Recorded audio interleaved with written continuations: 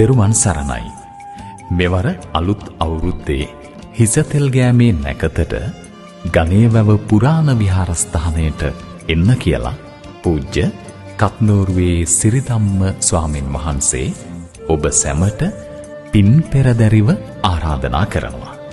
හිසතෙල් ගෑමේ නැකත උදා වෙන්නේ අප්‍රේල් මාසේ 15 වැනිදා බදාදා පූර්ව භාග 6:55ට.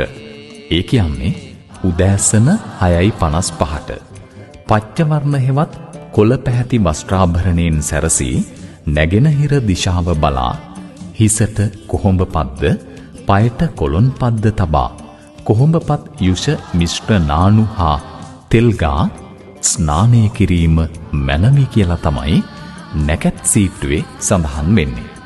ඉතින් අප්‍රේල් 15 වැනිදා උදේ 6:55ට ඒ කියන්නේ පූර්ව භාග 6:55ට පූජ්‍යපාද කත්නෝරුවේ සිරිධම්ම ස්වාමින් වහන්සේගේ පන්සලට ඒ කියන්නේ ගණේවැව පුරාණ විහාරයට එන්න කියලා ඔබට පින් පෙරදැරිව ආරාධනා කරනවා. තෙරුවන් සරණයි.